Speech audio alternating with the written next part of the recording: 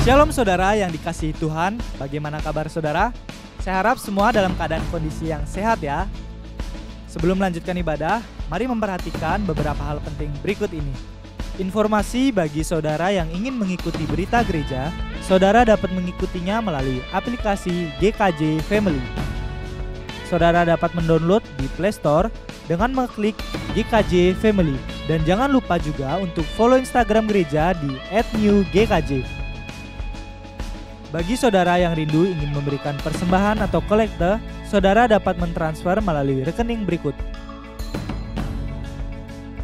Atau saudara dapat juga melalui aplikasi GoPay, Dana, OVO, BCA M-Banking atau bank mana saja yang ada M-Bankingnya dengan men-scan QR Code berikut.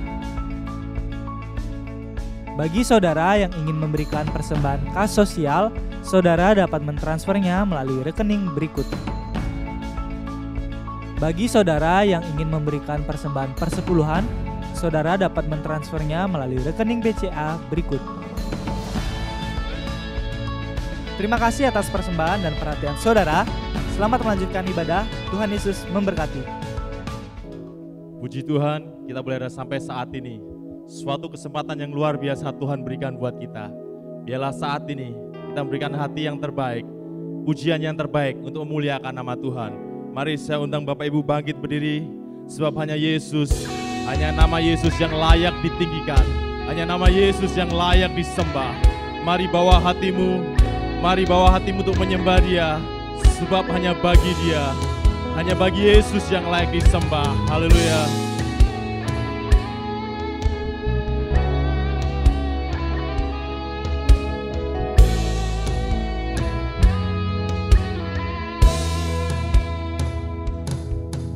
Semua mahkota dunia kan kuletakkan, semua pujian manusia tak kuhiraukan, karena tak ada satupun yang dapat gantikan. Hanya Kau yang kudus dan hanya Kau terbesar. Kau yang layak, Kau yang layak, Kau yang layak disembah. Kau yang layak, Kau yang layak, Kau yang layak disembah.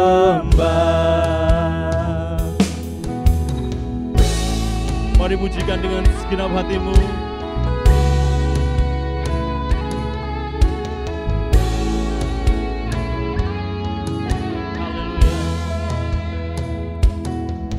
Kau dekat dengan semua yang memanggilmu. Betapa besar dan mulianya karyamu. Sungguh tak ada satupun yang dapat gantikan. Kini ku angkat tanganku dan ku bersorak. Kau yang layak, Kau yang layak, Kau yang layak disembah. Kau yang layak, Kau yang layak, Kau yang layak disembah. Dengan segenap suara serukan. Kau yang layak, Kau yang layak, Kau yang layak disembah. Sebab hanya Yesus yang layak disembah. Kau yang layak, Kau yang layak, Kau yang layak disembah. Kau yang layak Tuhan. Kau yang layak, Kau yang layak disembah. disembah. Kau yang layak, Kau yang layak, Kau yang layak, Kau yang layak, Kau yang layak Tuhan. Kau yang layak, Kau yang layak, Kau yang layak disembah. Kau yang layak, Kau yang layak, Kau yang Dengan segenap imanmu, dengan segenap suaramu, serukan Kau yang layak. yang layak. Yesus, Kau yang layak kami sembah Tuhan. Hanya Kau Tuhan yang layak. Kau yang layak disembah. Kau yang layak. Kau yang layak, Kau yang layak disembah. Sembah Tuhan, sebab Dia yang layak disembah. Sebab hanya Yesus yang layak terima kuasa. Iratakaya layase, iatakaya labayasa, kaya labayase, iratakaya labayase. Oriatakaya lalayase kire, iatakaya labayasa, kaya labayasa, kaya layase, iatakaya labayase, oriatakaya labayase, iatakaya layase. The fire of Holy Spirit, fill in this place. Ia raja kaya la la la la yase, ia raja kaya la la yase, ia takaya la yase, ia takaya la yase, ia la la la yase, ia la la la yase, kaya la la yase, raja kaya la yase, ia takaya la yase, kaya la yase, ia takaya la yase, ia takaya la yase, ile ya la la la la ya la ya la yase. Yaraka la bayasa kaya la yase, yatakaya la bayasa kaya la yase, yatakaya la bayasa kaya la yase, yatakaya la yase, yala la bayasa kaya la yase, yarasa kaya la yase, yala la bayasa kaya la yase, yasakaya la yase kaya la yase, oh yasa la yase, ya yasakaya la yase, yala yase, yala yase, yala yase, yala yase. Kau yang Kau yang layak, Kau yang layak disembah. Kau yang layak, Kau yang layak, Kau yang layak disembah. Kau yang layak Tuhan. Kau yang yang layak, Kau yang layak disembah. Kau yang layak, Kau yang layak, Kau yang layak disembah. Haleluya. Hanya nama Yesus yang layak disembah. Hanya nama Yesus yang layak kita muliakan. Seberapa banyak yang bersuka cita, lambaikan tanganmu. Yang bersuka cita katakan, yeay, haleluya. Kasih yang begitu besar, lebih kuat dari dosa. Kasih yang menemukanku, selamatkan dan pulihkanku. Ku naikkan syukurku, ku tak akan berhenti memuji, meninggikan namamu, selalu menari memuliakanmu. Dibebaskan, dibangkitkan, hidup yang kau beri dan kini hanya untukmu. Hey!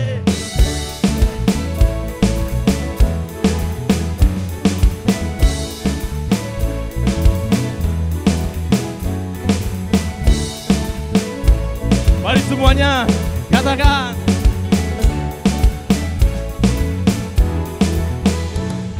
kasih yang begitu besar, lebih kuat dari dosa.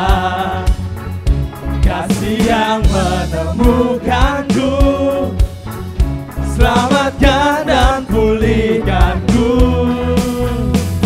Ku naikkan syukurku, ku tak akan berhenti memuji, meninggikan namamu, selalu menari, memuliakanmu. Dibebaskan, dibangkitkan, hidup yang kau beri, dan kini hanya untukmu. Semua nari buat Tuhan yuk.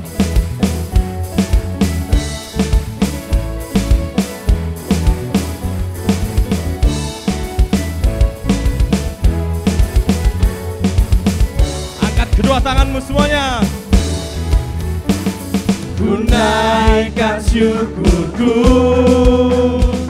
ku naikkan syukurku. Moses Dino, hey! Ku tak akan pernah berhenti, tu selalu menyanyi dan memuji, karena Yesus Tuhan selalu berjanji, tak sedikit pun dia ingkar. Yup, tangan Tuhan penuh kemuliaan, kuasa Tuhan penuh keagungan, menolong kita dalam kekelaman, melepaskan dalam lembah kelam. 3, 2, 1, Allah Yesus maju, menolong kita dari segala penjuru. Dari waktu ke waktu pertolongannya selalu menyertai kita sepanjang waktu. Tuhan penuh kuasa, kemuliaan Tuhan gagah perkasa, menolong kita, melepaskan dari dosa. Itulah Tuhan kita. Akan berhenti memuji, meninggikan namamu, selalu menari, memuliakanmu. Dibebaskan, dibangkitkan, hidup yang kau beri, dan kini hanya untukmu. Takkan berhenti Tuhan Allah Maha Kuasa, sembah Tuhan meninggikan namamu. puji dia Allah Tuhan penuh dengan kuasa. Dibebaskan, dibangkitkan, hidup yang kau beri, dan kini hanya untukmu. Hidup yang kau beri, dan kini hanya untukmu. Haleluya, haleluya, haleluya. Bapak Ibu Saudara, Alkitab berkata, sebab kamu bukan lagi hamba, tetapi kita adalah sahabat sejatinya Allah. Amin. Yang yakin sahabat sejatinya, angkat kedua tanganmu yo. Yang yakin kita sahabat Allah, angkat kedua tanganmu. Hey. Haleluya.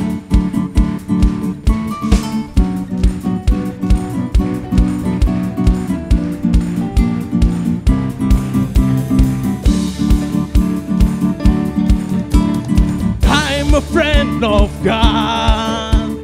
I'm a friend of God. I'm a friend of God. He calls me friend. Let's say I'm a friend of God. I am a friend of God. I am a friend of God.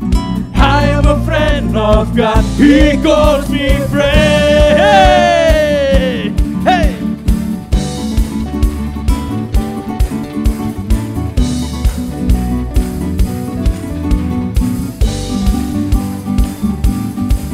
Say, who am I?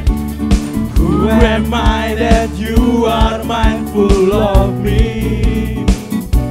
That you hear me when I call. Is it true? Is it true that you are thinking of me?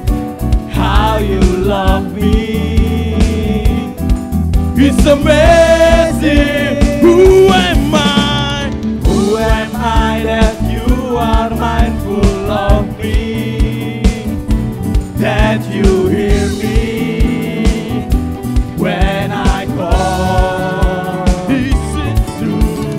Is it true that you are thinking of me? How you love me? It's amazing. Are you ready? Say, I'm a friend of God. I'm a friend of God. I'm a friend of God. He calls me friend.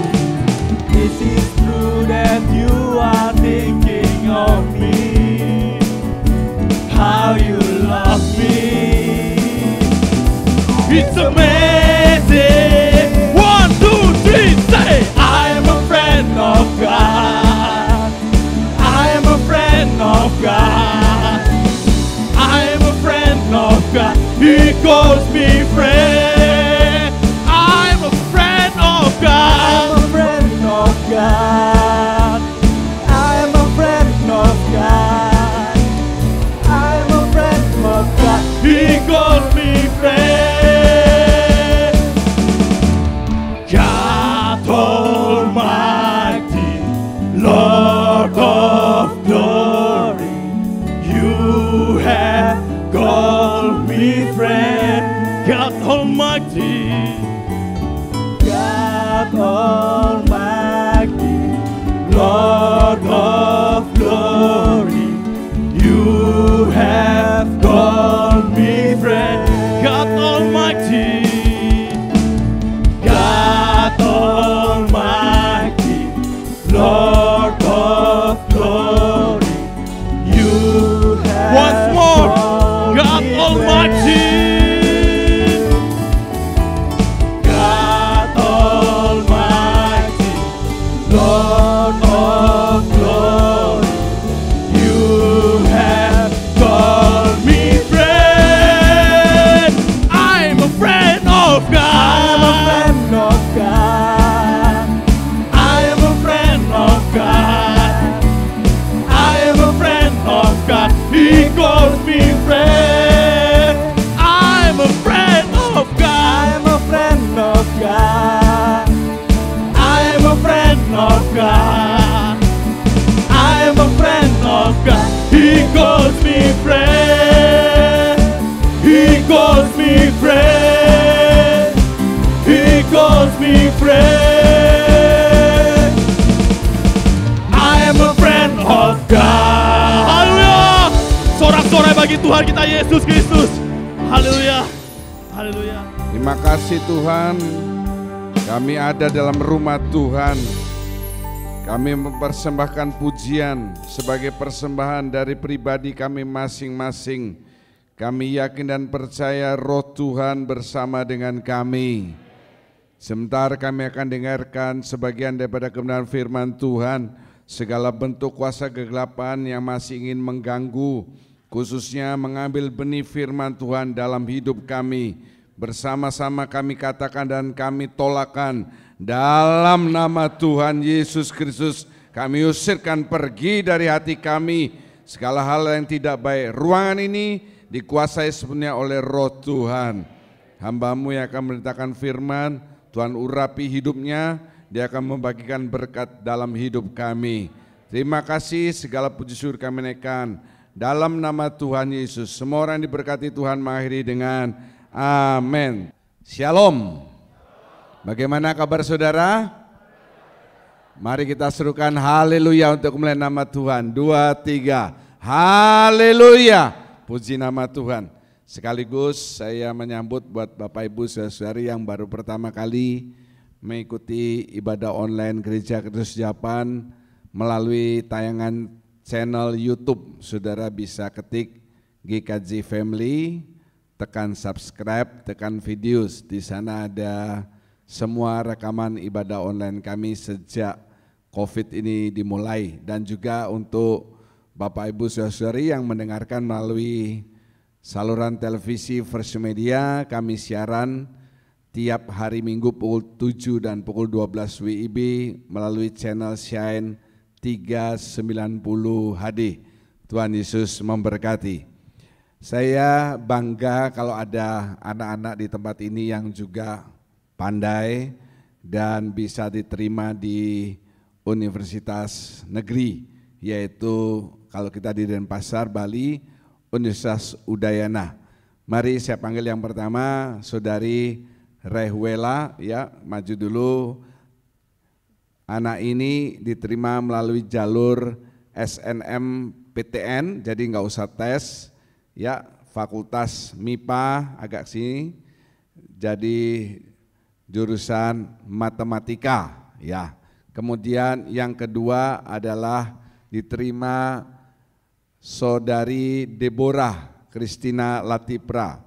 Dia diterima juga Fakultas MIPA, ya, jurusan fisika. Jadi di tempat ini ada matematika, ada fisika. Pusing otak saya, ya. Kalau anak-anak saudara yang SMP atau SMA kesulitan di fisika atau di matematika, saudara bisa menghubungi mereka. Les tentunya bayar, ya.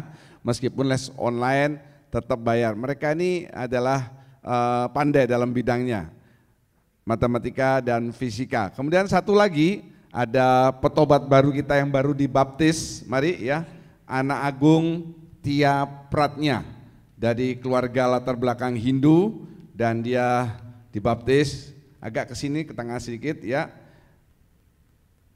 Dia memberikan dirinya untuk Tuhan, Tuhan ganti. Dia diterima di Fakultas Kedokteran Hewan, Universitas Sudanya. Makasih, kita tepuk tangan buat 3 orang ini ya.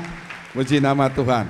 Saya bangga supaya pemirsa juga yang melihat ini bisa ngelihat, oh ada juga toh anak-anak dari Gereja Kristus Hadapan yang diterima di Universitas Udayana. Ya, Tia ini akan melanjutkan jejak dari Pak Pohok yang merupakan dokter hewan. Terima kasih, silakan duduk. Puji nama Tuhan. Haleluya. Hari ini firman Tuhan akan disampaikan oleh hambanya Bapak Pendeta John Kastanya dari Gianyar. Jadi beliau ini datang dari Gianyar dengan istri, punya 3 anak tapi yang dibawa 1 ya. Ayah beliau yaitu Bapak Pendeta Edi Kastanya itu teman baik dengan almarhum ayah saya ya, dan ini anaknya lebih luar biasa. Waktu dan tempat saya berikan. Puji nama Tuhan.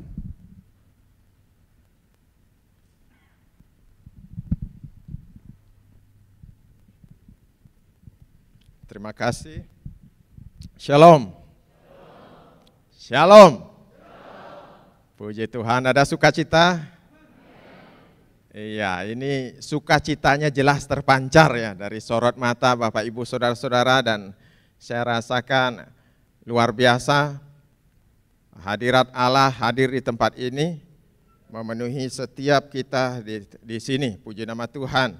Nah, saya juga bersukacita pada kesempatan ini karena mendapat kehormatan diberi kesempatan melayani di Gereja Kristus Jawaban. Terima kasih Pak Pendeta dan pengurus jemaat. Ya, tadi sudah diperkenalkan, nama saya John Kastanya. Saya campuran Ambon Bali, tapi tidak pernah ke Ambon. Jadi kata Pak Pendeta John Paul, saya mendok Bali. Makanya diundang ke sini. Karena ini langka, saudara-saudara. Orang Ambon tapi mendok Bali. Ya, istri saya Jawa. Ya, di baris ketiga itu istri saya namanya Setia Utami. Anak kami 3 perempuan. Ya, itu ada foto kami. Saya sengaja pakai baju yang sama supaya Bapak Ibu bisa lihat ya, yang mana saya. Iya. Gampang ya, satu-satunya laki-laki. Puji Tuhan, saya menggembalakan di Gereja Kemah Injil Bethesda Gianyar. Itu gereja kecil, Bapak Ibu cari di peta enggak kelihatan. Tapi puji Tuhan, saya melayani Allah kita yang maha besar. Amin. Bapak Ibu saudara-saudara dikasih Tuhan, minggu-minggu belakangan ini ya, saya melihat Bapak Gembala di tempat ini menyampaikan firman Tuhan tentang New Age Movement, Antikris ya, tentang important message ya, saya selalu ikuti, dan semua berkaitan dengan akhir zaman. Sehingga saya ingin mengajak saudara-saudara untuk merenungkan firman Tuhan dengan satu judul, sikap orang percaya menghadapi hari Tuhan. Untuk itu kita membaca firman Tuhan di dalam 1 Tesalonika pasal yang kelima ayat 1 sampai 11. Saya membaca ayat yang pertama, saudara membaca ayat kedua. Demikian seterusnya berbalas-balasan sampai ayat ke-11. Demikian firman Tuhan. Tetapi tentang zaman dan masa, saudara-saudara, tidak perlu dituliskan kepadamu.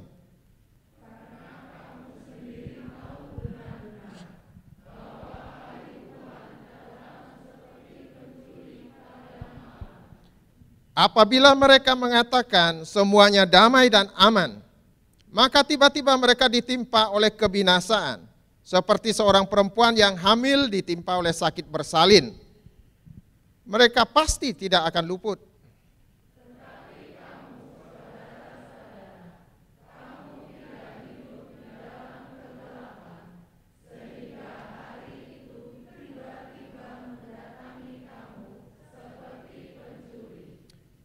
Karena kamu semua adalah anak-anak terang dan anak-anak siang.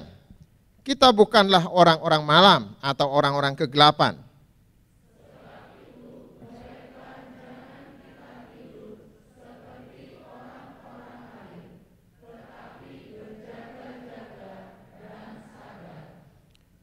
Sebab mereka yang tidur waktu malam, dan mereka yang mabuk waktu malam.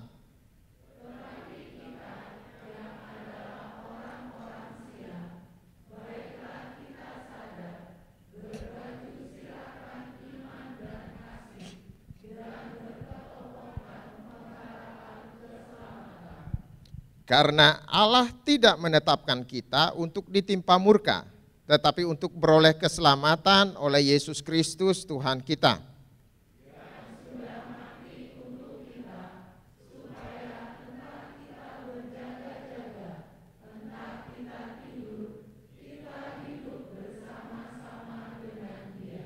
Bersama-sama, karena itu nasihatilah seorang akan yang lain, dan saling membangunlah kamu seperti yang memang kamu lakukan. Puji Tuhan. Amin. Haleluya. Ya, Bapak, Ibu, saudara-saudara dikasih Tuhan. Next. Saat ini kita hidup di zaman akhir. Ya, beda ya dengan akhir zaman. Kalau zaman akhir itu adalah masa sejak Yesus lahir sampai kiamat nanti. Kalau akhir zaman itu ujungnya zaman akhir. Kita hidup di zaman akhir di mana tanda-tanda kedatangan Tuhan mulai digenapi. Next. Ada banyak mesias palsu. Ya, kalau Bapak Ibu ikuti berita, ada yang katakan Yesus sudah lahir, sudah datang kedua kali. Ada Yesus perempuan di Cina, ya. Ada nabi palsu, ada ajaran sesat, bahkan yang sesat pun seringkali menyesatkan orang lainnya. Katakan yang lain itulah yang sesat. Kemudian kita dibenci karena Yesus. Ya, coba cek ya, seberapa hebat pun prestasi anak-anak Tuhan di negeri ini, sulit untuk menduduki jabatan atau posisi-posisi yang strategis. Saya sendiri waktu saya masih aktif membangun, ya saya latar belakang arsitek, jadi tahun 2015 baru saya pelayanan full time. Waktu saya masih aktif membangun, saya cari IMB ya, di daerah saya, izin mendirikan bangunan. Cari tanda tangan, kan prosedurnya begitu dari lingkungan, dari Kelian itu ya, Banjar, lingkungan Banjar, lalu naik sampai kelurahan, nah ketemu perbekalnya. Perbekal itu lurah ya. Banyak dia cerita sama saya pakai bahasa Bali, dan karena saya ngomongnya juga pakai bahasa Bali, dia aman-aman saja, nyaman, tentram ya. Tidak merasa ada sesuatu hal yang harus diwaspadai. Tapi begitu dia ketemu nama saya, John Kastanya. Ini siapa Pak? Itu dia. Mulai tegang dia, tegang. Rambutnya berdiri sedihnya. Saya Pak, saya bilang gitu. Kenapa Pak namanya John? Pak kan Bali. Ya nama saja Pak. Apalah arti sebuah nama, kan begitu ya. Sedikit berfalsafah. Lalu dia kejar lagi. Berarti Pak agama apa? Kristen. Saya katakan begitu dengan bangga. Dan dia langsung tutup ballpointnya. Sudah mau tanda tangan nih, sudah cek itu sudah begini. Begitu Kristen, cek. Nanti kami survei dulu. Astaga, siapa yang pernah cari IMB lalu lurahnya survei? Tidak ada kan? Jadi ini betul-betul mengada-ngada. Akhirnya memang tidak pernah dikasih. Dibenci karena Kristus. Ya. Saya banyak pengalaman-pengalaman setipe dengan itu ya. Hanya terlalu banyak untuk diceritakan. Tapi saya percaya Bapak Ibu juga mengalami hal yang seperti itu, atau paling sedikit, paling tidak lihat ya. Melihat orang-orang lain. Lalu makin banyak kedurhakaan. Manusia dikuasai oleh bermacam-macam nafsu. Hari ini kita cari segala macam tindakan amoral itu ada. Saya heran juga ya, dulu saya berpikir tentang satu usaha apa yang orang lain belum buat begitu. Saya berpikir nanti ada ya. Saya berpikir nanti ada. Saya memang berpikir tok, tapi saya tidak kerjakan karena saya hamba Tuhan. Saya tidak mau bagi-bagi pikiran ya. Tapi saya berpikir dan ada orang lain yang mewujudkan. Demikian juga untuk tindakan amoral itu. Dulu katakanlah kita taunya hanya yang normal-normal saja ya. Tapi sekarang cari yang kejahatan model apa ada. Anak perkosa ibunya ada. Perkosa neneknya, nah lebih kaget lagi kita ya.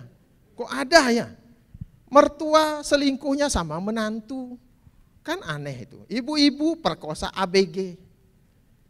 Benar-benar. Biasanya kan bapak-bapak. Kalaupun kita dengar perempuan perkosa laki-laki itu di mana? Di luar negeri. Di sini kok mendadak ikut-ikutan. Lalu ngelapornya setelah 10 kali terjadi perkosaan. Ya, pokoknya ada itu yang mengherankan itu ada. ABG nikah sama nenek-nenek ada ya. Jadi semua ada. Yang mudah dilihat mungkin adalah yang tertulis di 2 Timotius 3 ayat 1-9 itu.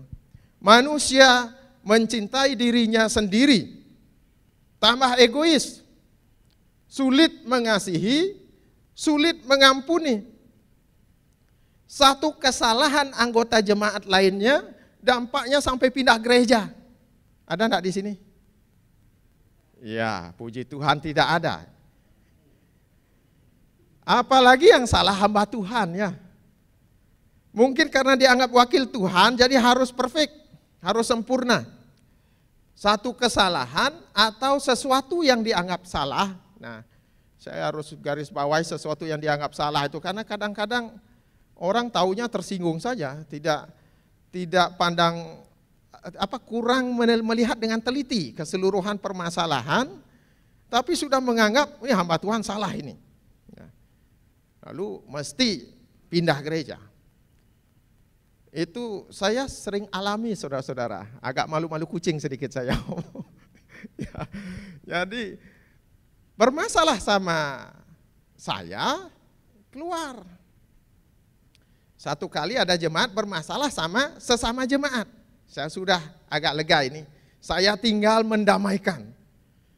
Taunya dampaknya ke saya juga ya.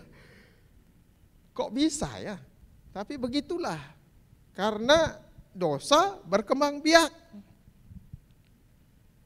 Ya, jadi mesti akhirnya nyampe juga ke Tuhan resikonya. Ke Tuhan tuh maksud saya dampaknya tidak ke gereja. Ya, begitulah. Saya kenal sepasang suami istri yang sudah keliling Bali ya. Keliling Bali, pindah-pindah gereja dan denominasi. Karena konflik dengan gembala atau sesama jemaatnya. Jadi awalnya dari Kelungkung, pindah ke Singaraja, ke Negara. Negara itu tahu ya Bapak Ibu yang Negara. Kemudian Tabanan, Badung, Denpasar, Gianyar. Lalu terakhir balik lagi ke Kelungkung, tempat awalnya itu. Luar biasa.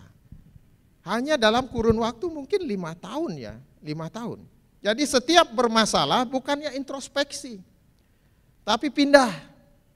Karena apa? Ya tadi saya katakan sulit mengasihi, sulit mengampuni, tambah ego.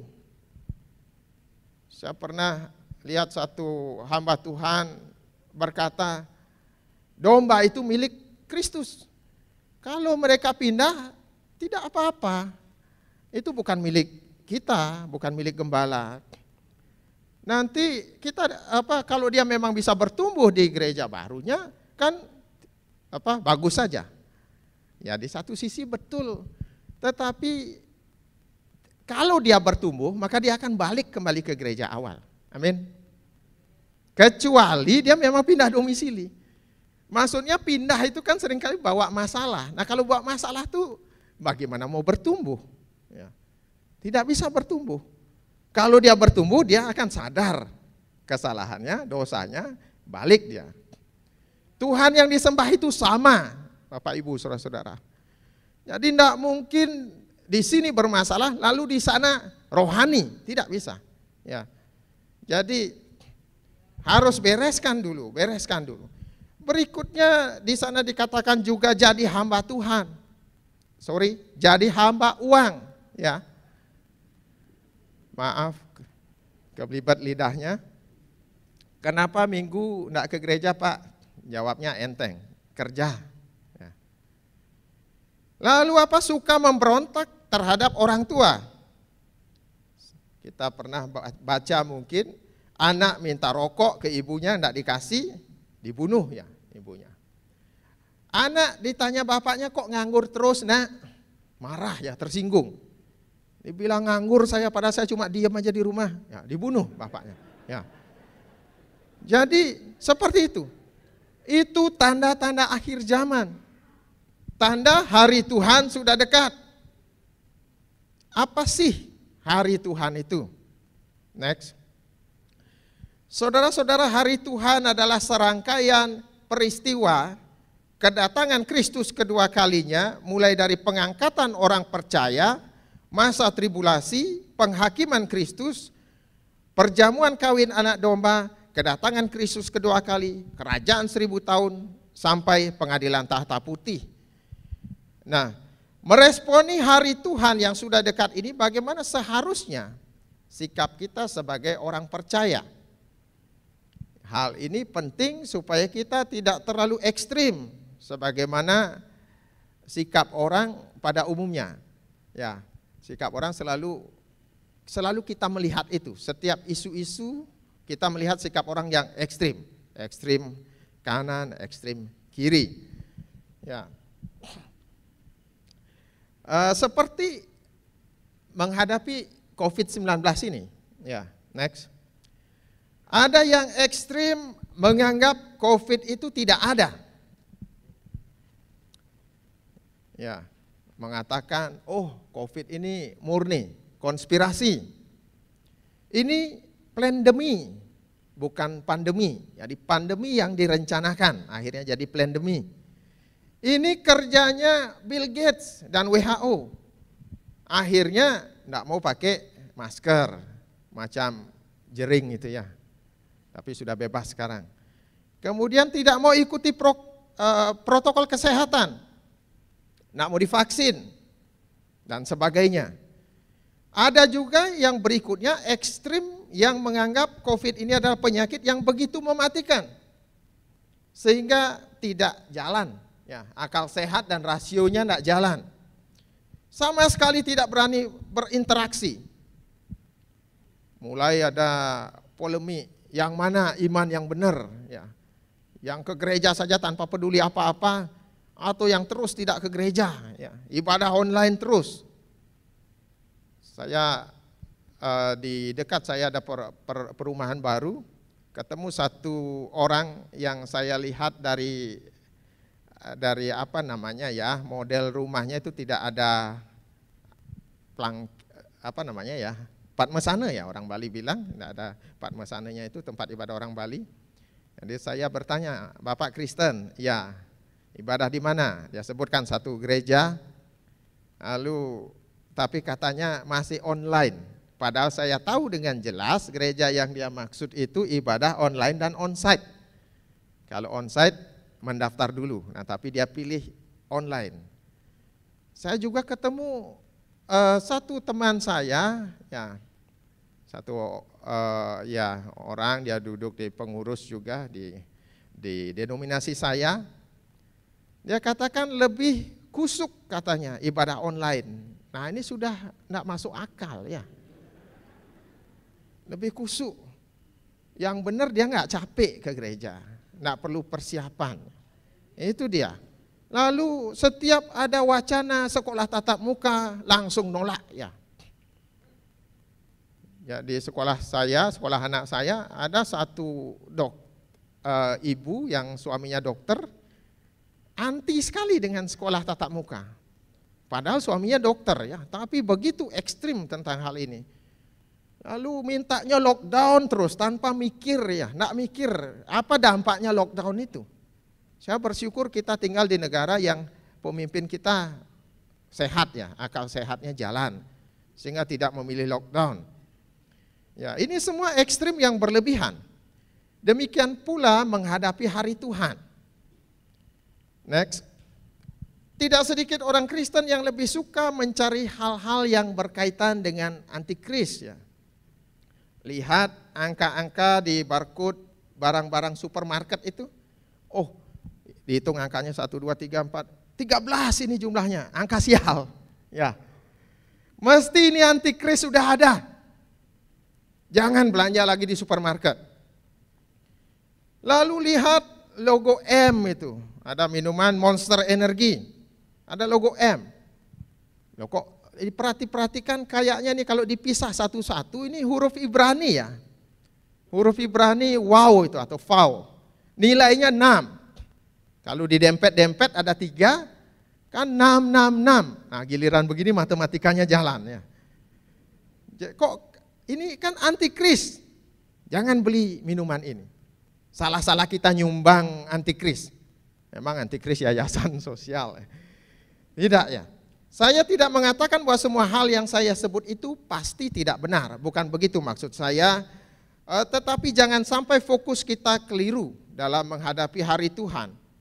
Jangan sampai kita berpikir bahwa tanda yang ditaruh waktu antikris itu kan ditaruh tanda di dahi dan di tangan itu chip. Lalu kita dampaknya anti pakai kartu ATM, anti kartu kredit. Tidak mau divaksin. Itu katanya ada chipnya di vaksin itu. Kalau di sinar pakai ekstra itu ada merah-merah jalan. Nah, saya enggak ngerti juga itu. Apa benar apa dibikin-bikin tapi terlalu banyak pertimbangan yang aneh-aneh. Akhirnya hidup kita dikuasai kegelisahan. Next.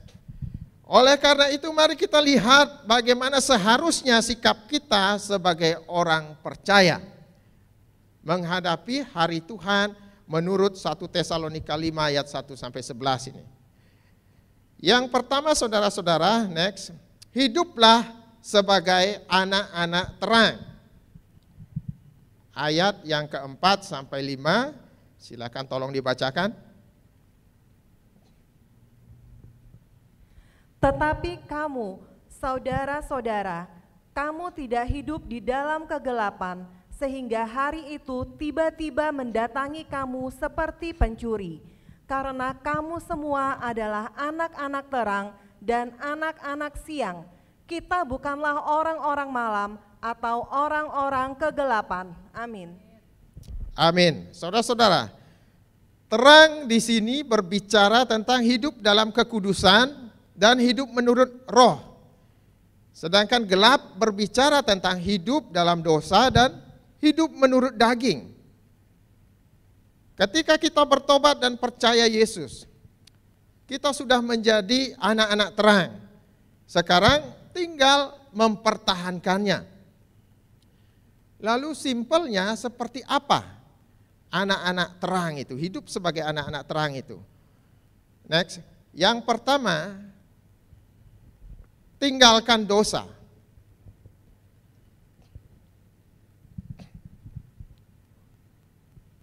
Hurufnya hilang ya. Tinggalkan dosa, itu ada tinggalkan dosa ya. Roma 13 ayat 12 sampai 13. Silakan. Hari sudah jauh malam, telah hampir siang. Sebab itu, marilah kita menanggalkan perbuatan-perbuatan kegelapan dan mengenakan perlengkapan senjata terang. Marilah kita hidup dengan sopan seperti pada siang hari. Jangan dalam pesta pora dan kemabukan. Jangan dalam percabulan dan hawa nafsu. Jangan dalam perselisihan dan iri hati. Amin. Amin. Rasul Paulus mengajak kita untuk hidup seperti anak siang. Jangan gelap-gelapan. Jadi perbuatan kegelapan, itu dosa, berbicara tentang dosa, baik yang dilakukan terang-terangan maupun sembunyi-sembunyi. Kalau dulu sembunyi-sembunyi, sekarang terang-terangan, banyak kita lihat ya. Banyak orang Kristen yang menjalankan bisnis dengan cara-cara tidak jujur, seperti orang-orang dunia lainnya. Tetapi menjadi penyumbang dana terbesar di gereja. Di gereja majelis, tetapi di rumah kasar sama anak istri. Ya, banyak saya temukan seperti itu.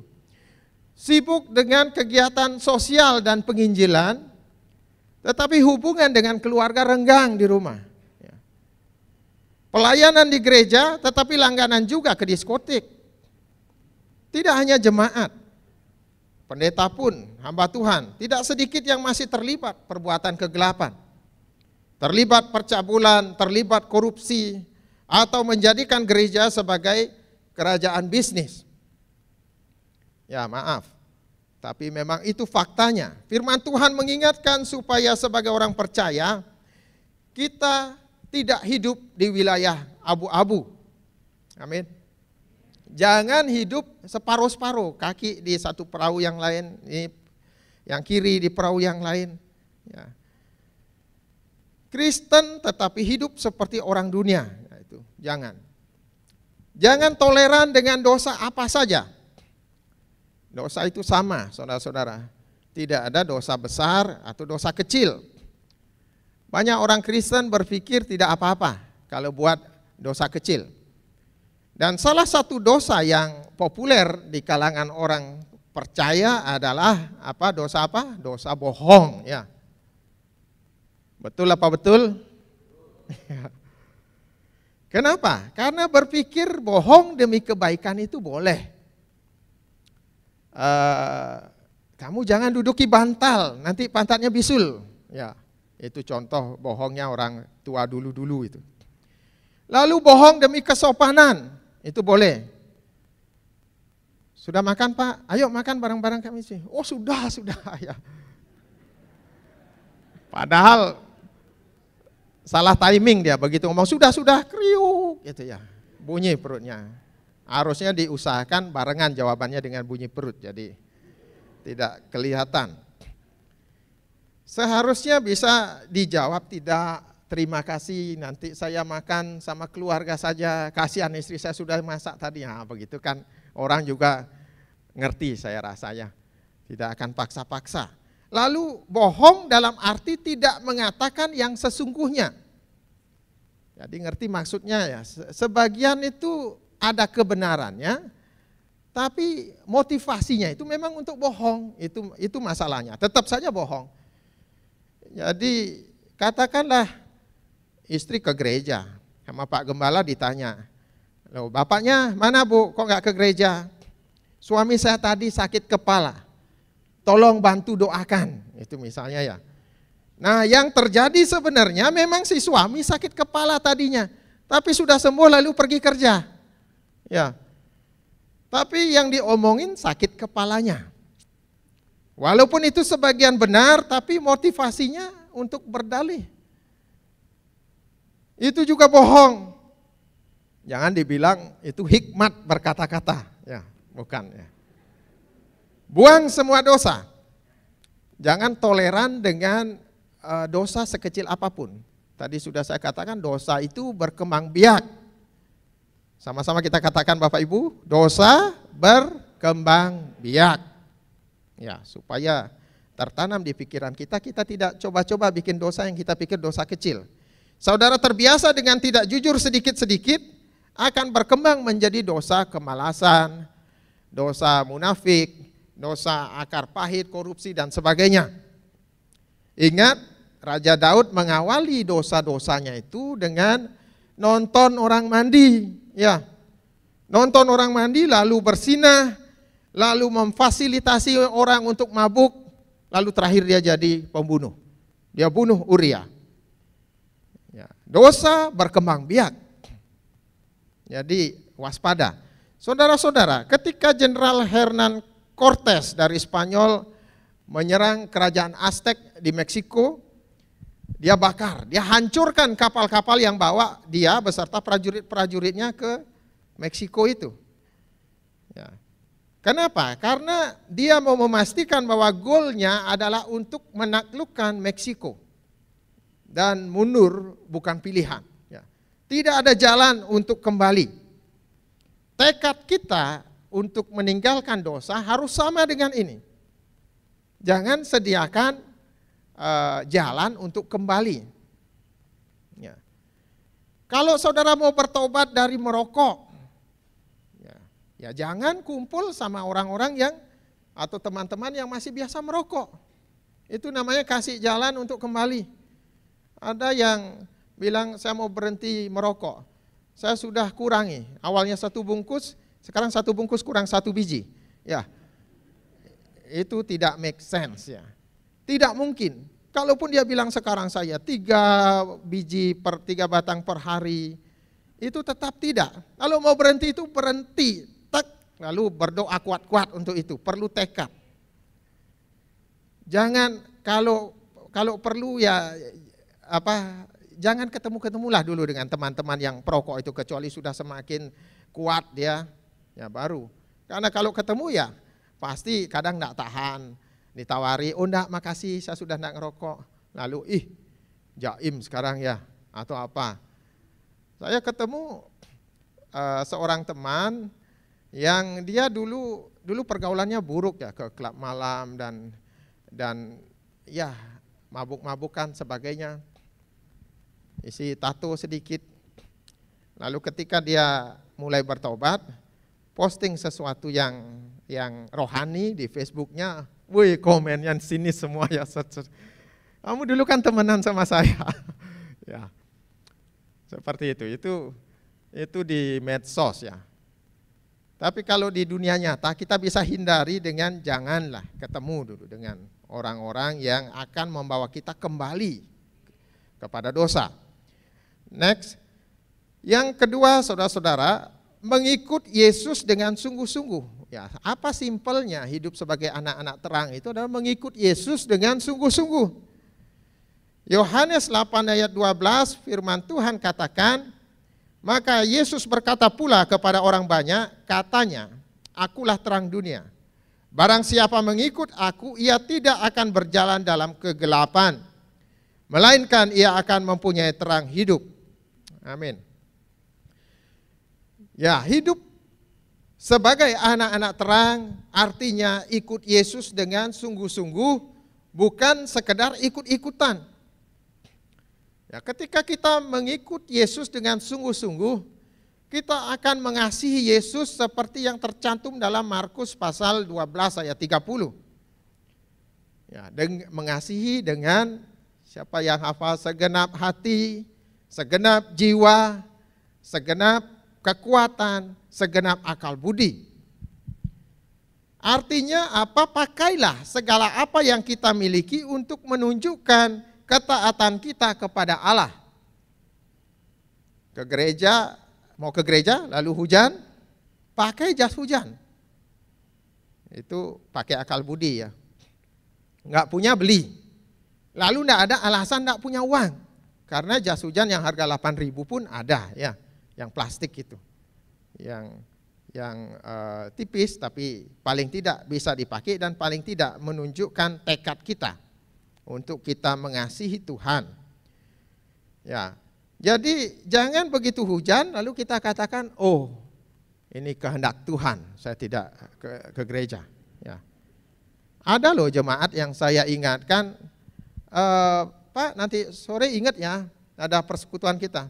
Jadi kami biasa ada persekutuan kategorial ya, kaum pria, kaum wanita, muda-mudi, mengambil setiap minggu pertama, kedua, ketiga. Jadi habis ibadah paginya, sorenya juga ada persekutuan kategorial itu. Jadi saya ingatkan. Lalu jawabnya, saya akan datang. Tapi ada sambungannya, kalau Tuhan menghendaki. Ya. Ketika sorenya hujan dianggap Tuhan tidak menghendaki. Aduh. Ini sebenarnya malas. Tidak mengasihi Tuhan dengan segenap akal budi. Jadi alasannya suka konyol-konyol. Kenapa enggak ke gereja? Maaf Pak Pendeta, enggak ada yang antar. Padahal ojek online banyak ya. Atau apa? Air di rumah mati. Jadi enggak bisa mandi. Minta air ke tetangga 1 ember, bersihkan yang penting-penting. Ya. Atau enggak usah mandi. Toh tidak setiap ibadah enggak mandi. Ada yang selalu enggak mandi, enggak ada ya. Jadi toh juga tidak ya. Jadi tunjukkan bahwa apapun tidak menghalangi saya untuk cari Tuhan. Ya. Ini sebenarnya hanya penegasan-penegasan. Kalau saya katakan itu kasihi Tuhan dengan segenap hati, itu sebenarnya sudah semua. Tapi Tuhan tegaskan lagi, segenap jiwa, segenap kekuatan, segenap akal budi. Biar tidak ada ngeles-ngelesnya ya. Jadi semua diomongin, ditegaskan. Karena kalau kita mengasihi Tuhan dengan segenap hati, kita pasti juga akan mengasihi Dia dengan segenap akal budi. Amin. Ya. Jangan sakit gigi sedikit, sakit kepala sedikit, masih bisa jalan, lalu tidak ke gereja. Dan yang lucu kadang satu keluarga ya, suaminya tidak ke gereja, nungguin istri saya sakit kepala dia. Astaga ya, kasihan. Saya dulu istri saya opname di rumah sakit, ya jelas opname ya di rumah sakit ya. Lalu ada infus itu segala, hari Minggu saya minta izin ke rumah sakit. Bolehkah saya pinjam infus ini, saya bawa sebentar saja, hanya 2 jam saja, nanti kami balik lagi. Oh tidak boleh Pak, tidak boleh. Jadi memang aturan rumah sakit tidak mengizinkan seperti itu, dianggap lari nanti. Jadi apa boleh buat, tapi saya tidak tunggu istri saya bertanya ke dia, saya akan tinggalkan ke gereja, kamu melek saja jangan tidur ya. Jadi berdoa juga di sini, baca Alkitab, nanti saya segera balik. Ya, tidak ada yang tungguin dia. Jadi saya tidak pernah juga memanfaatkan itu ya, untuk karena ada yang sakit, lalu kita ikut-ikutan, jiwa sosialnya terlalu tinggi sampai menghalangi kasih kita kepada Tuhan. Ya, itu tidak mengasihi dengan segenap kekuatan. Ya, kalau seperti itu, kalau kita tidak mengupayakan. Ini saking sekarang ada COVID, lalu akhirnya kalau orang demam ya mau tidak mau harus pikir-pikir juga ke gereja dan saya masih maklumi. Tetapi prinsip saya sendiri sampai kaki saya patah lalu tidak ada yang mau antar, baru mungkin saya tidak cari Tuhan. Jadi ketika kita sungguh-sungguh mengasihi Yesus dengan segenap kekuatan kita, Tuhan pasti juga tolong. Pernah sekali peristiwa istri saya pelayanan WL, lalu pas jalan vertigonya kumat. Tapi kita berdoa dan jalan saja. Dan Tuhan tolong dia, selama ibadah berjalan aman saja, tidak terjadi apa-apa. Kembali pulang dengan selamat juga. Lalu sekali peristiwa yang lain, maaf dia diare. Dan yang menjadi kekhawatiran orang diare adalah bolak-balik ke belakang itu ya. Dan toilet kami satu saja, ya itu yang jadi masalah. Bagaimana kalau lagi pas ingin ke belakang, lalu ada jemaat lain juga di situ, kan berabe. Ya, tetapi saya melangkah dengan iman, kami berdoa dan jalan saja tetap ke gereja dan puji Tuhan. Tuhan tolong sepanjang ibadah tidak ada masalah sama sekali. Ya, puji nama Tuhan. Saya sendiri juga saudara-saudara kesehatan saya tidak begitu baik. Saya ada tensi, saya ada gula, tapi seakan-akan saya orang paling sehat di gereja. Karena sepanjang umur saya sampai sekarang ini saya tidak pernah absen satu kali pun. Kadang saya bertanya kepada jemaat yang malas-malas itu, menurut saudara apakah saya tidak berhak sakit? Ya berhak, ya tentu saja berhak. Tapi saya tidak mau menyerah dengan sakit, dan ketika kita beriman, Tuhan tolong, luar biasa. Saya sering limbung, mau jalan khotbah itu limbung beberapa kali. Tetapi ketika sudah jalan saja Tuhan pegang. Dan baru saya sadari di tengah-tengah khotbah, loh kok saya tidak limbung, tadi kalau tidak salah mau jatuh kan gitu ya. Jadi ketika itu terjadi saya minta tolong istri saya sampaikan ke dia, doakan saya. Karena ada gula itu saya juga ingatan saya kurang, saudara. Saya tadi ada kenal beberapa jemaat di sini, ada Pak Gideon, Pak Obed, dan ya sudah lupa ya. Iya, Pak Gembala jelas ya. Beliau dosen saya. Ini enggak mungkin saya lupa ya. Berani lupa gawat itu, masalah besar itu ya. Tapi saya sudah lupa nama yang lain ya. Saya berusaha ingat tapi pelan-pelan muncul. Hendra, betul ya? Hendra. Ya. Maksud saya adalah dengan kondisi yang agak lupa-lupa itu saya kuliah lagi, saudara. Saya pikir Tuhan yang akan tolong. Haleluya. Dan seperti yang saya imani, Tuhan tolong saya. Ya, saya tidak buruk-buruk amat dalam perkuliahan. Bisa mengikuti ya. Ya, puji Tuhan. Ya, saudara-saudara, tentu saya tidak bermaksud mengajak saudara untuk bertindak konyol yang membahayakan jiwa saudara. Tapi tetap pakai hikmat. Hanya kita yang tahu seperti apa kondisi kita. Selagi kita mampu, pakai kekuatan kita untuk mengikut Tuhan dengan sungguh-sungguh. Ya. Jangan khawatirnya yang jalan duluan, itu maksud saya. Atau memanfaatkan setiap alasan untuk tidak ke gereja.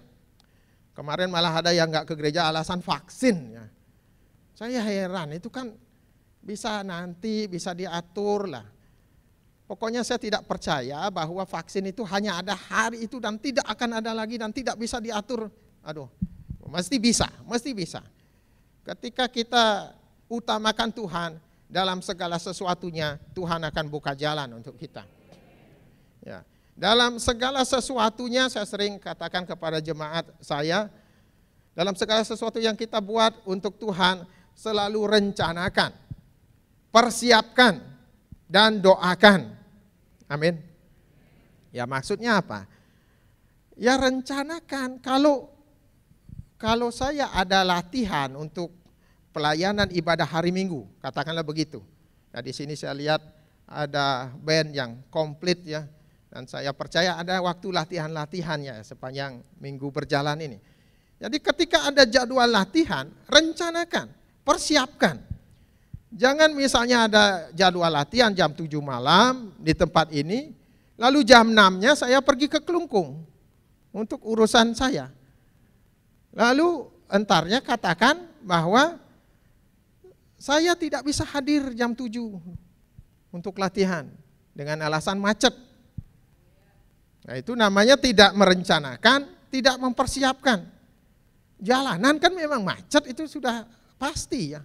Ada risiko macet. Kalau kita pergi jelas kita harus perhitungkan itu.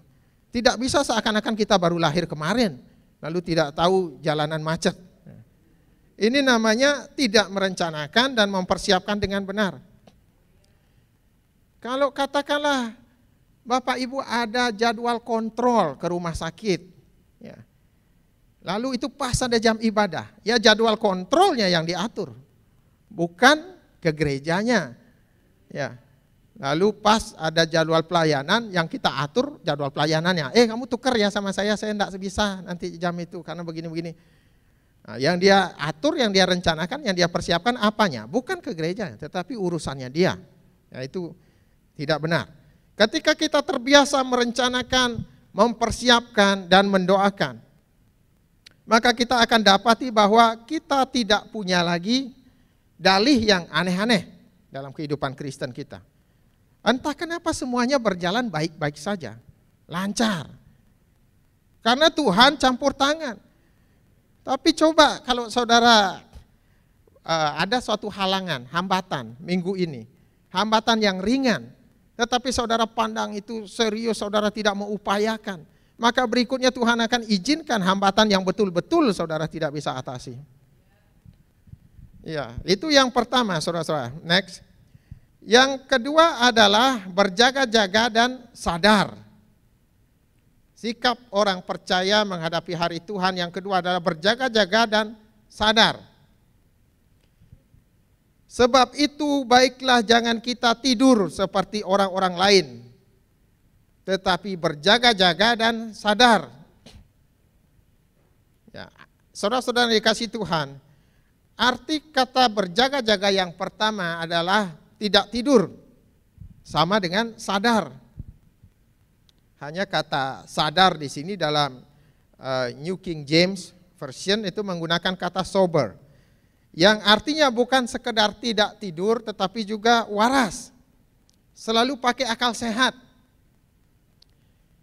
Nah, arti berjaga-jaga yang kedua adalah siaga, waspada, hati-hati, selalu dalam keadaan siap. Nah, itu seperti prajurit itu ya. Tentara tidak ada yang berani tidak siap. Kalau saudara juga ikut menwa itu resimen mahasiswa, ada kegiatan, nah itu tidur itu tetap pakai sepatu tentara mungkin ya. Jadi senjata ada sebelah, begitu sirine atau apa langsung tidak ada istilah tali sepatu masih lepas, sebelah tidak pakai, itu tidak siap ya. Jadi harus siap seperti itu. Untuk apa? Kita perlu tahu untuk apa Tuhan minta kita harus berjaga-jaga dan sadar. Ya, tujuannya adalah yang pertama supaya kita jangan menjadi orang Kristen yang tidur. Saya percaya di gereja ini tidak ada yang tidur ya. Tidak ada yang tidur ya, sepanjang sejauh mata memandang tidak ada yang tidur. Tapi satu kali saya pernah berkhotbah di Denpasar Utara, satu gereja, ibadah baru mulai sekitar 5 menit, saya lihat ada seorang bapak-bapak parubaya masuk, lalu langsung ambil tempat paling belakang, nempel tembok, lalu atur posisi tubuhnya, kepala nyandar di belakang dan tidur. Betul-betul tujuannya tidur ke gereja, saudara. Ini bukan tertidur, ini betul-betul tidur, parah sekali.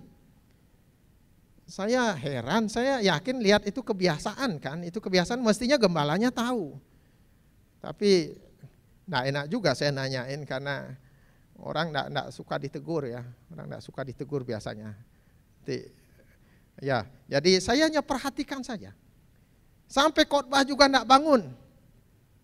Saya lihat masih tidur, persembahan apa lagi? Ya, persembahan mungkin dia sudah bangun ya pilih tidur lagi. Ya, ada kan orang persembahan ikat tali sepatu. Jadi tidak sempat ya. Atau nah ada apa tiba-tiba punya pergumulan sendiri diangkat tangan berdoa.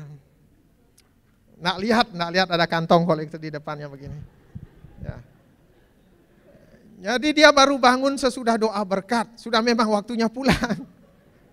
Baru artinya apa? Dia tidak memuji Tuhan, tidak mengarahkan hati pikirannya kepada Tuhan, dan tidak menerima berkat Tuhan karena tidur. Ya, jadi tidak sadar. Bagaimana bisa dibangun imannya? Seperti itulah orang Kristen yang tidur rohaninya. Mungkin mereka aktif di gereja tetapi tidak memiliki hubungan yang intim dengan Tuhan. Tidak lapar dan haus akan Tuhan. Sehingga tidak memiliki kehendak untuk serupa dengan Kristus, untuk mengenal Kristus. Saudara-saudara yang dikasihi Tuhan, kekristenan yang tidur adalah kekristenan yang tidak berbuah. Kekristenan yang tidak memberitakan Injil. Kekristenan yang tidak lahir baru. Yang hanya ngomong tok tanpa perbuatan. Yang terbuai dengan anugerah keselamatan lalu hidup tanpa pertobatan. Hati-hati. Jangan sampai kerohanian kita tertidur. Next, yang kedua, supaya bagi kita kedatangan Tuhan tidak seperti pencuri. Ya, dalam 1 Tesalonika pasal 5 ayat 1 sampai 11 yang sudah kita baca di awal tadi, ada 2 golongan manusia pada hari Tuhan. Golongan pertama adalah yang disebut mereka, yaitu orang-orang yang tidak percaya dan orang-orang percaya yang tidak setia sampai akhir. Nah, golongan kedua adalah golongan yang dalam pembacaan itu disebut sebagai kamu, yaitu orang-orang percaya yang memelihara imannya sampai kedatangan Kristus. Ya, memelihara iman dalam kesetiaan sampai akhir. Ya, bagi golongan pertama inilah kedatangan Tuhan seperti pencuri. Ya. Ngagetin, menjadi hari kebinasaan. Firman Tuhan lukiskan di sini rasanya akan seperti perempuan hamil ditimpa oleh sakit bersalin. Firman Tuhan kadang kasih perumpamaan itu atau lukisan itu agak kebangetan itu ya. Perempuan hamil saja sudah repot. Lalu ditimpa sakit bersalin. Seperti beruang betina kehilangan anak gitu ya. Kan pernah Bapak Ibu baca di Amsal itu ya. Beruang saja sudah parah, lalu beruang betina lebih galak dari jantan, lalu kehilangan anak. Jadi selalu ditambah-tambah supaya kita membayangkan, oh ini parah ya. Tapi bagi golongan kedua yang berjaga-jaga dan sadar, yang selalu siap menanti kedatangan Tuhan, maka hari Tuhan adalah hari yang ditunggu-tunggu. Ya, waktunya memang kita tidak tahu. Alkitab mengatakan hanya Bapa yang tahu. Supaya apa? Supaya Tuhan mendapatkan orang-orang percaya yang tulus dalam kesetiaan dan ketaatan kepada Allah.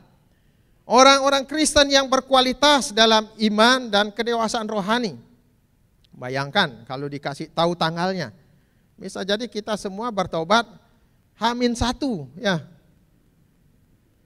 Jadi menjelang hari Tuhan baru kita bertobat. Itu sebabnya Tuhan mau kita selalu siap. Tuhan selalu kondisikan hari Tuhan sudah dekat. Dari ketika Yesus ada di dunia ini dia sudah katakan kerajaan sorga sudah dekat. Lalu di kitab Wahyu itu mungkin 90 tahun berikutnya ya Tuhan juga katakan aku datang segera. Jadi orang Kristen yang 1500 tahun lalu percaya, taunya hari Tuhan sudah dekat. Yang 500 tahun lalu percaya, taunya sama juga. Hari Tuhan sudah dekat. Kita pun saat ini, hari Tuhan sudah dekat. Memang bagi Tuhan 1000 tahun sama dengan satu hari. Tapi saya percaya kenapa Tuhan menyatakan seperti itu adalah supaya kita selalu siap menantikan kedatangan Tuhan, sehingga kedatangan Tuhan tidak seperti pencuri. Amin. Next. Yang ketiga, supaya, sudah ada di situ, sudah di klik barengan. Kembali. Ya, yang ketiga sudah dimunculkan, supaya terang yang ada pada kita tidak menjadi gelap. Dalam Lukas 11 ayat 35 firman Tuhan katakan, karena itu perhatikanlah supaya terang yang ada padamu jangan menjadi kegelapan. Saudara-saudara yang dikasihi Tuhan, waspada jangan sampai Roh Kudus di dalam kita padam. Jangan sampai kita tergoda kesenangan yang ditawarkan dunia, tidak menjadi pelaku firman. Jangan sampai kita terseret dengan model kehidupan dan kesesatan orang-orang dunia.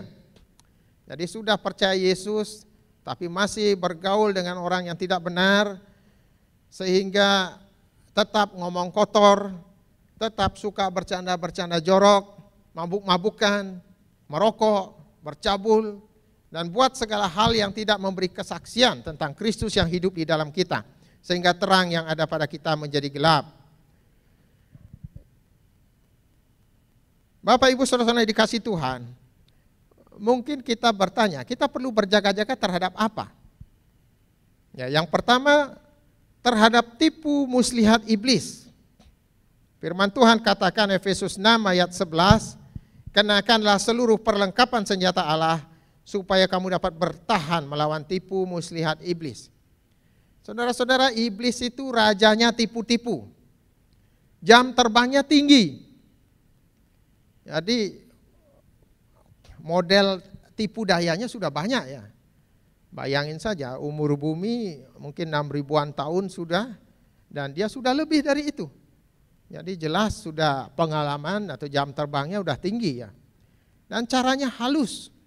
Bapak Ibu jangan bayangkan kalau iblis itu mau ajak kita berdosa, dia langsung sodorkan ide yang berat-berat. membunuh. Tidak ya, tidak seperti itu. Tapi seringkali iblis membuat saudara sibuk sehingga tidak ada waktu lagi untuk perkara rohani. Memuji Tuhan tidak sempat, berdoa formalitas saja cepat-cepat, baca Alkitab juga begitu. Ibadah hanya kalau sempat, kalau benturan dengan jadwal saudara tidak jadi. Kalaupun datang ibadah terlambat. Sehingga dengan sendirinya pertumbuhan iman saudara tidak akan bertumbuh, stuck. Otomatis kerohanian tidak dewasa-dewasa. Lama-lama Kristennya jadi Kristen liberal.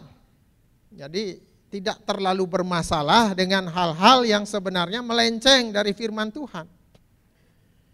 Satu contoh, sekarang ada gereja yang ibadahnya dalam satu hari itu banyak sekali ya. Ada mungkin 5-6 kali, dan itu bukan karena gerejanya kecil lalu jemaatnya banyak sehingga harus atur waktu. Bukan seperti itu. Tetapi ini untuk mengakomodir orang Kristen yang ingin ibadah menurut sempatnya mereka. Ada yang suka bangun siang, tetap bisa ke gereja. Dia jam 8 sampai 9, lalu setengah 10 sampai jam setengah 11, jam 11 sampai 12, sebentarnya sorenya ada lagi, begitu seterusnya. Jadi ini mengakomodir orang supaya kapan saja dia mau ke gereja bisa. Yang suka bangun siang tetap bisa ke gereja. Yang buka toko dulu paginya, ya habiskan dulu jam produktif, jam efektif. Setelah itu sisa-sisa baru cari Tuhan. Itu tetap bisa ke gereja. Jadi mereka tetap ke gereja kan. Jadi halus caranya iblis. Tapi iblis sudah berhasil menggeser posisi Allah. Tidak lagi yang utama dalam hidup mereka. Tapi yang utama adalah kepentingan mereka. Dalam 1 Petrus 5 ayat 8 kita diingatkan oleh firman Tuhan, sadarlah dan berjaga-jagalah, lawan musuh iblis berjalan keliling sama seperti singa yang mengaum-ngaum dan mencari orang yang dapat ditelannya.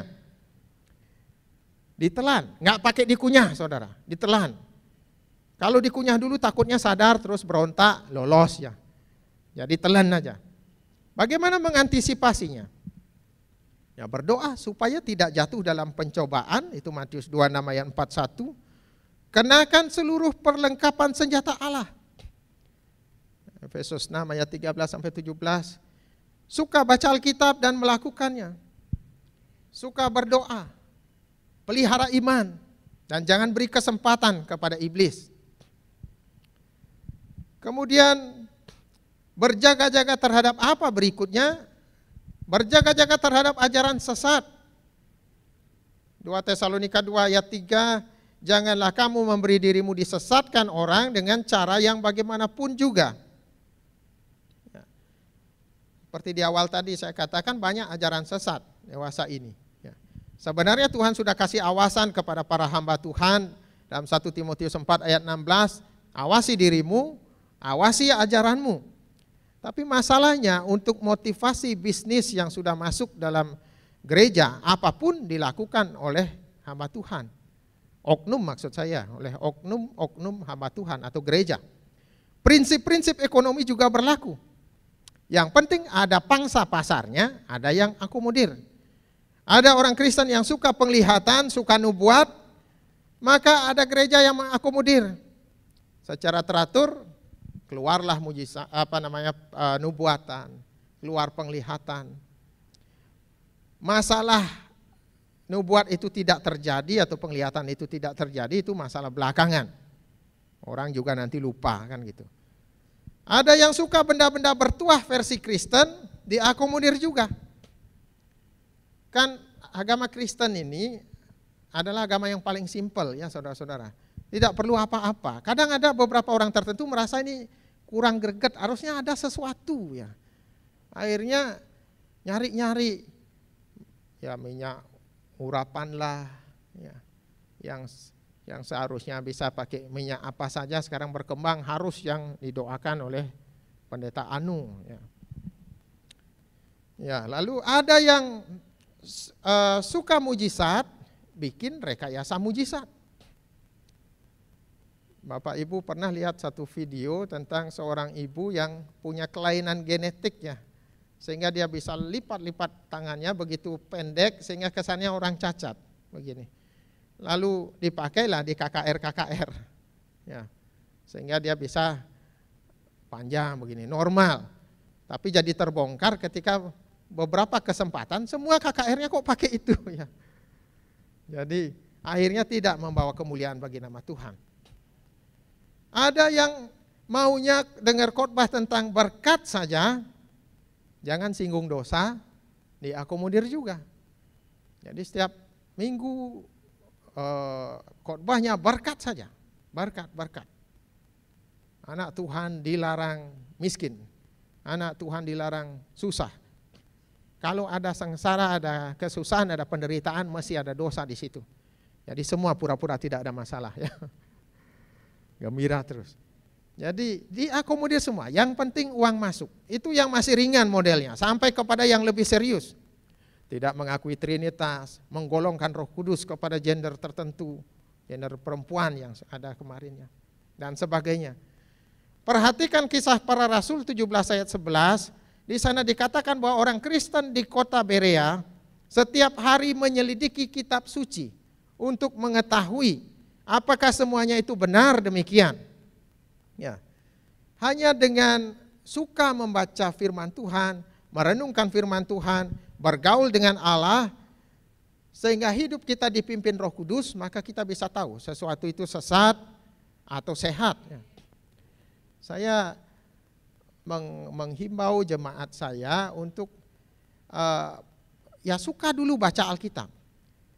Jangan tidak punya kebiasaan baca Alkitab, tidak suka merenungkan firman Tuhan, tapi suka lihat khotbah di YouTube, di berbagai medsos itu. Harus dasari dulu, sehingga kita tahu ini benar atau tidak. Jangan taunya hanya amin-amin saja begitu ya. Semua suka ceritanya, suka perkara-perkara rohani, tapi karena tidak didasari dengan suka membaca Alkitab, akhirnya mudah sesat ya. Kadang kan aneh-aneh di Facebook, kadang muncul orang sakit cacat atau bagaimana ditampilkan di situ. Lalu ada narasinya sedikit, si ini sakit sejak begini-begini, kalau saudara menginginkan anak ini sembuh, ketik amin. Lalu banyaklah orang ketik amin, amin, amin, amin. Masa seperti itu cara kerja Tuhan? Ya, bikin yang benar. Kalau memang terbeban ya doakan sungguh-sungguh di rumah. Ya, jadi hal-hal seperti itu halus, tipis, tapi itu menyesatkan. Kemudian yang berikutnya, berjaga-jaga terhadap apa? Berjaga-jaga terhadap segala berhala. Dalam 1 Yohanes 5 ayat 21, anak-anakku waspadalah terhadap segala berhala. Berhala, saudara-saudara, berhala berbicara tentang segala sesuatu yang mengambil tempat Allah sebagai yang utama dalam hidup kita, sehingga mengganggu hubungan kita dengan Allah. Ketika saudara terikat dengan pekerjaan saudara sehingga menomorduakan Allah, maka pekerjaan itu sudah menjadi berhala. Ketika uang menjadi yang terpenting dalam hidup saudara, maka uang itulah berhala. Demikian juga untuk gadget, televisi, dan lain-lainnya. Ya, gadget yang saat ini mungkin yang menjadi pergumulan bagi banyak orang. Apa yang saudara lakukan ketika saudara bangun pagi pertama ya? Apakah langsung pegang gadget, pegang HP, atau saudara berdoa dulu, bersyukur kepada Tuhan atas perlindungannya sepanjang malam, berdoa untuk pemeliharaannya sepanjang hari ini. Ya, banyak orang yang itu bangun refleks, mana HP ya, kadang masih merem tuh begini. Sudah HP duluan, waspada bahwa itu jangan sampai jadi berhala bagi kita. Allah kita adalah Allah yang cemburu. Jangan kagum dengan patung-patung sembahan orang yang tidak percaya.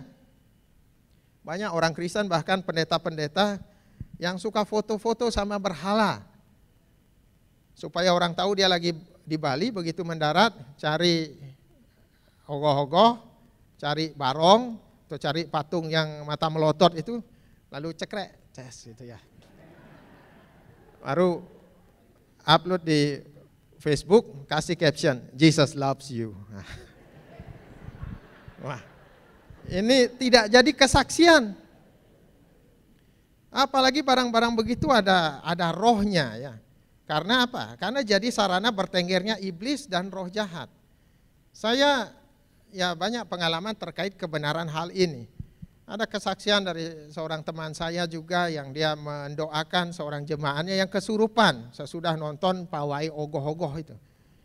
Ada teman saya juga, teman kerja dulu, di rumahnya TV-nya suka nyala-nyala sendiri.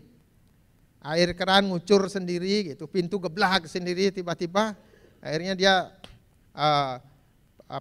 sudah didoakan tapi tidak ada perubahan. Sudah tengking-tengking dalam nama Yesus, tetap saja besoknya TV-nya nyala gitu ya.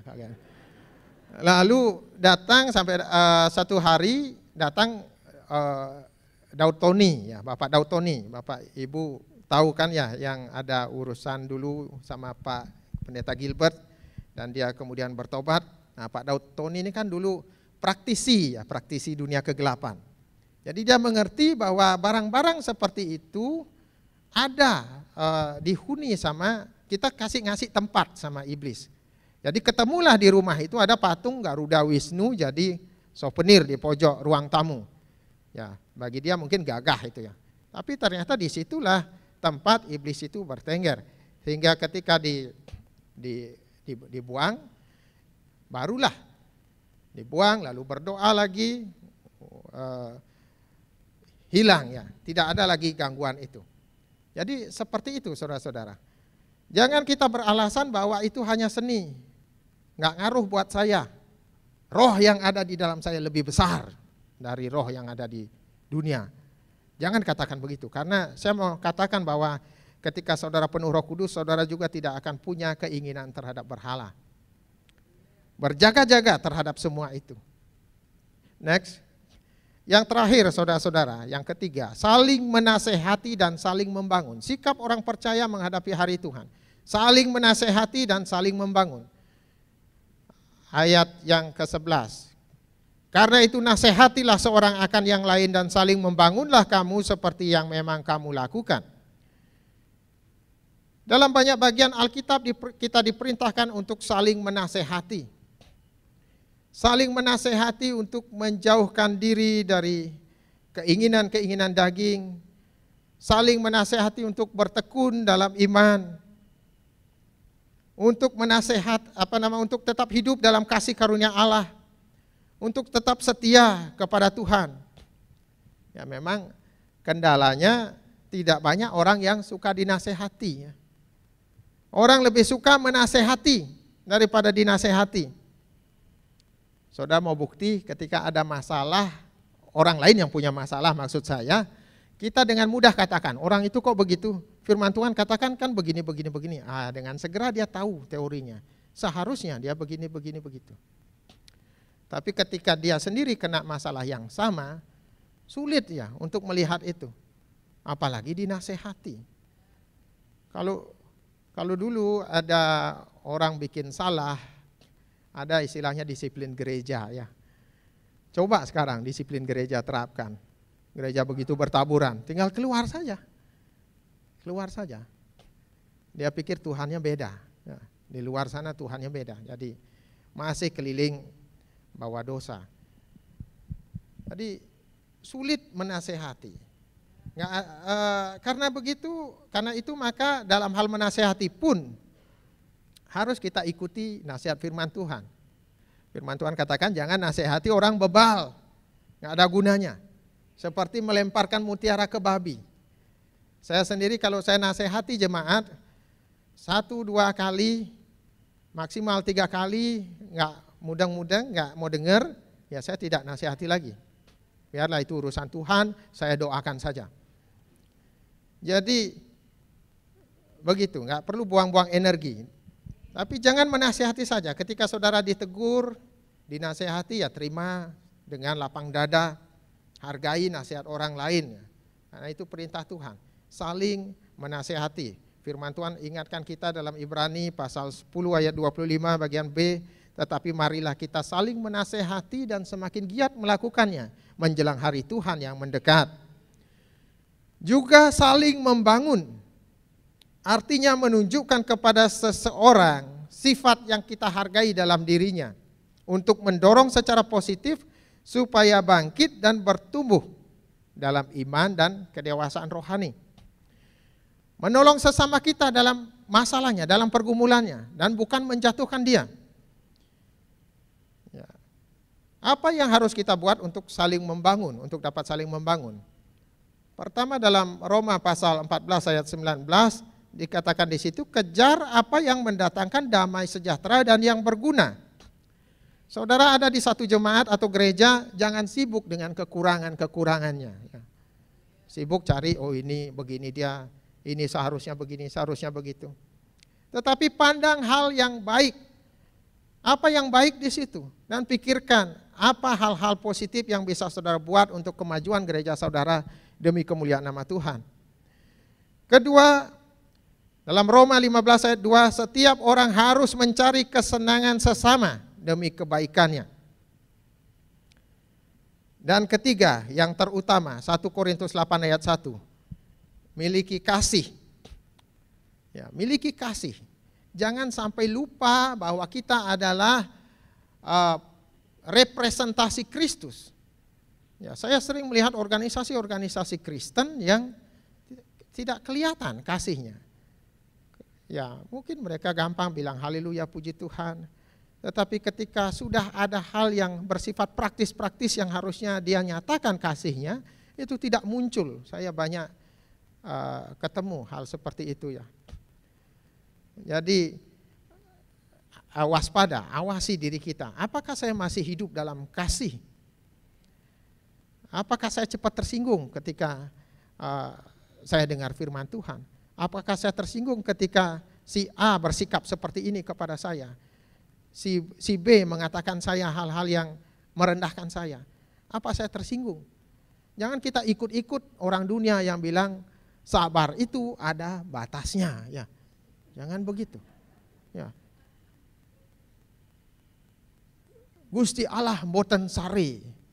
Dia akan balas kamu, aduh. Ya. Jadi kasih itu tunjukkan, kasih tunjukkan. Kan banyak orang posting masalahnya di medsos. Itu tidak ada kasih di situ. Tidak perlu kita posting masalah kita di medsos. Tidak ada kesaksian sama sekali. Lalu buruknya lagi orang ada juga yang tanggapi. Pura-pura simpati, empati yang tidak pada tempatnya. Sudah, enggak usah dipikirin. Nanti dia akan terima pembalasan dari Tuhan, hukum tabur tuai. Ngomong banyak sekali tidak tahu masalahnya kan. Dia kan hanya tahu dari satu sisi, belum tentu. Banyak orang yang saya katakan tadi merasa bahwa si A salah sama dia, sebenarnya dia salah, dia juga salah. Baru posting-posting. Makanya berhenti model seperti itu. Miliki kasih. Bapak Ibu saudara-saudara dikasih Tuhan. Inilah sikap yang benar sebagai orang percaya dalam menghadapi hari Tuhan.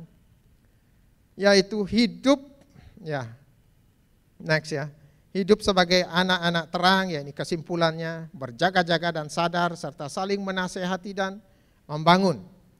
Mari kita bertekun dalam Tuhan dan selalu siap menantikan kedatangan Tuhan, sehingga ketika Ia datang, Ia mendapati kita tidak bercacat celah. Kasih karunia Tuhanlah yang akan memampukan saudara dan saya sampai akhir nanti. Haleluya. Haleluya, terpuji namamu ya Bapa yang kudus dan berkuasa, yang bertahta di tempat yang maha tinggi. Kami sudah mendengar firman-Mu pada hari ini ya Tuhan. Firman yang mengingatkan kami akan sikap kami yang benar sebagai orang percaya untuk menyambut kedatangan Tuhan. Meteraikan firman ini di dalam hati kami ya Tuhan, sehingga kami bisa menunjukkan kesaksian hidup kami yang benar di hadapan orang-orang sekitar kami yang belum mengenal Engkau, dan memberi keteladanan bagi orang-orang percaya lainnya. Terima kasih Tuhan. Engkau kiranya menyertai jemaat Tuhan di tempat ini ya Bapa. Mereka boleh selalu hidup menjadi pelaku-pelaku firman, melakukan kehendak Tuhan. Terpuji namamu ya Bapa. Ini doa kami ya Tuhan, di dalam nama Yesus Kami sudah berdoa, sama-sama kita katakan, amin. Kami menengadahkan kedua tangan, mengangkat wajah, mengatakan amin untuk setiap pernyataan firman Tuhan yang kami yakini kebenarannya. Kami percaya pada saat ini tikap-tikap surga terbuka, Engkau sedang memandang kami dengan wajah kasih-Mu untuk mencurahkan berkat-berkat yang kami butuhkan dalam setiap aspek kehidupan kami. Berkati persembahan yang sudah diberikan, setiap pelayan kemah suci pada hari ini, Tuhan memberkati kehidupan mereka. Siap tangan memberikan persembahan kudus sebagai tanda ketaatan mereka terhadap perkara firman Tuhan yang paling sederhana. Sebaliknya janji-janji Tuhan yang ya dan amin akan digenapkan dalam kehidupanmu. Terima kasih Tuhan, Kau akan memberkati hamba-Mu yang sudah membagikan kebenaran firman Tuhan. Berkati kehidupannya, berkati pelayanannya, berkati rumah tangganya, dan apapun yang diperbuat untuk memuliakan nama Tuhan, dan Kau membuat berhasil. Terima kasih. Pada akhirnya saudara-saudara yang kekasih, Tuhan memberkati engkau, Tuhan melindungi engkau, Tuhan menyinari engkau dengan wajah-Nya, Tuhan memberi engkau kasih karunia, Tuhan sedang menghadapkan wajah-Nya kepadamu untuk mencurahkan damai sejahtera. Segala puji dan syukur kami naikkan dalam namanya Tuhan Yesus Kristus. Kami berdoa dan mengucap syukur. Haleluya.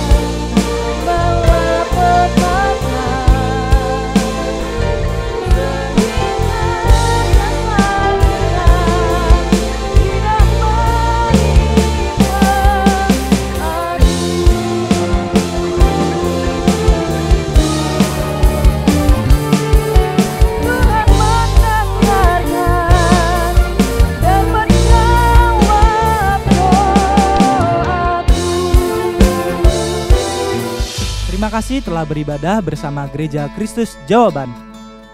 Bagi saudara yang ingin memberikan persembahan atau kolekte, saudara dapat mentransfernya melalui rekening berikut. Atau saudara dapat men-scan QR Code berikut. Bagi saudara yang ingin memberikan persembahan persepuluhan, saudara dapat mentransfernya melalui rekening BCA berikut. Terima kasih atas persembahan saudara. Tuhan Yesus memberkati.